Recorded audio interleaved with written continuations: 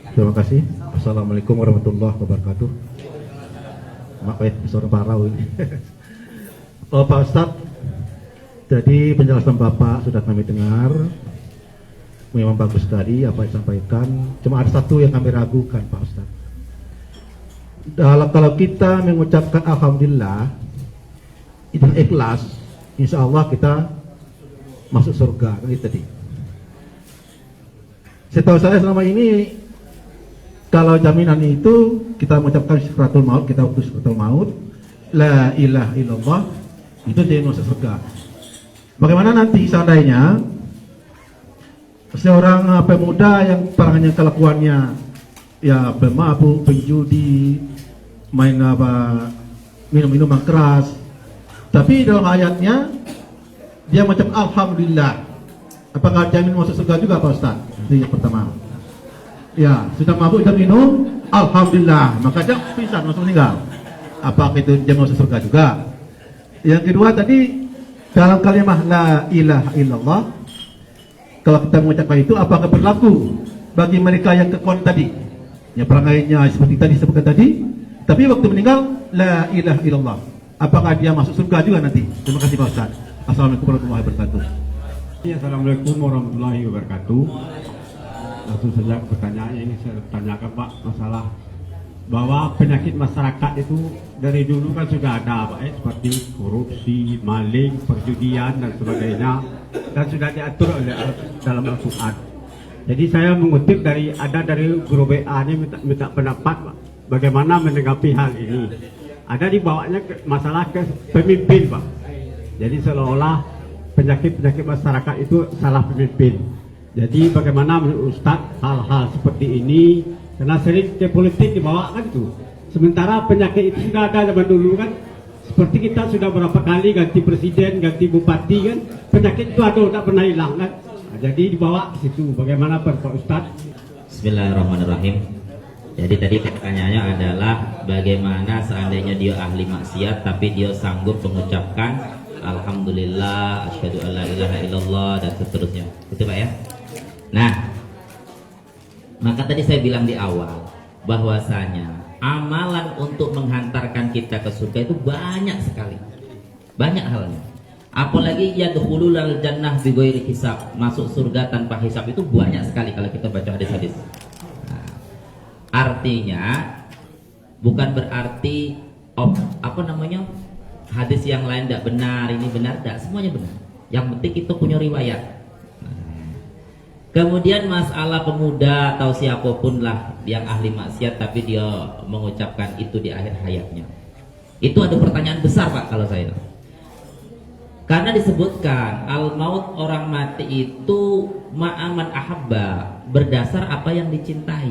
Jadi kalau memang dia murni ahli maksiat, saya yakin, hakul yakin tidak akan sanggup mengucapkan la ilaha illallah dan lain sebagainya.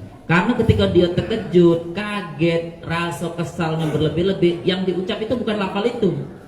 Yang diucap itu yo amalan dia lah. Ngabsen kebun binatang misalnya. Nah itu. Kok ada pemuda atau siapapun yang ahli maksiat tapi dia pas di akhir ajalnya sanggup mengucapkan la ilaha illallah, itu pertanyaan besar. Jangan-jangan dia punya amalan sir, punya amalan rahasia yang kita tidak tahu. Nah, itu. Yang kita tidak tahu, mungkin amaliyahnya lebih dahsyat dari kita. Sehingga yang kita pandang sehari-hari ahli maksiat, tiba-tiba di akhir ajalnya dia sanggup bersahadat. Banyak ada di kitab Usburiyah itu saya ceritakan seorang waliullah tapi terkenal ahli maksiat menurut orang di zaman itu. Jadi dia kerja, kalau mungkin bahasa kita kok 100.000 lah penghasilannya sehari. 20.000-nya disisihkan untuk nafkah keluarganya. Ini saya tidak ngarang nih di kitab Tafsir Yasin Hamami. Di Usburiyah juga ada.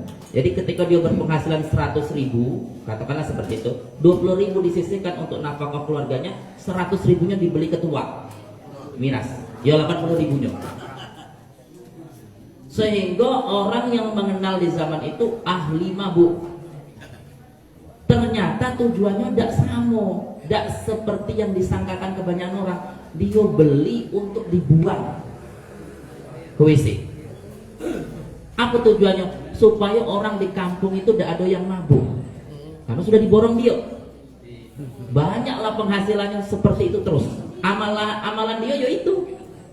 Jadi yang apa namanya? Aku boleh sekedar sales miras itu pening kepalanya. Kampung itu setiap hari menghabiskan 10 jerigen tua, tapi tidak ada yang mabuk masyarakatnya.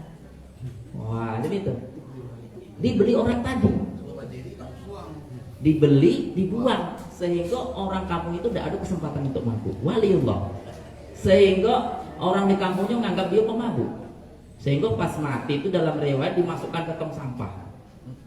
Istrinya bilang, kalau bahasa gitu kok, ya apa, suamiku, nanti macam mana kalau kau mati, orang tidak nak ngurus kau karena kau terkenal pemborong minuman tadi, miras tadi.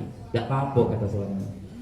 Walhasil raja di zaman itu, khalifah di zaman itu dapat ilham untuk mengirimkan ulama-ulama, orang-orang terkenal, ya, untuk mengurus jenazah tadi, sehingga tercengang orang-orang kampung itu. Wah, dia itu terkenal apa namanya, pemborong itu. Kata ulama itu, kami tidak tahu, kami disuruh khalifah untuk ngurus ini. Nah, itu, ya. Jadi kalau ada pemuda ahli maksiat kok di akhir hayatnya sanggup mengucapkan la ilaha illallah, saya malah yang bertanya, ada amalan apa dia? Nah, itu. Kemudian tadi Bapak tadi masalah apa? Penyakit yang tadi. Maka disebutkan dalam hadis-hadis itu ibda binafsi. Hal-hal yang baik itu mulailah dari diri kita. Mohon maaf, terpilihnya pemimpin yang korup, katakanlah macam itu. Kita tidak nyebut Indonesia, mana-mana kita tidak nyebut. Umum sifatnya. Terpilihnya pemimpin yang dolim dan seterusnya. Itu kan mulainya dari kita juga. Kita yang milih. Dan masyarakat kita pada umumnya, apa ya beda nih persepsi saya, milih yang bayar dan yang banyak. Iya, ada prinsip yang keliru, Pak. Apa?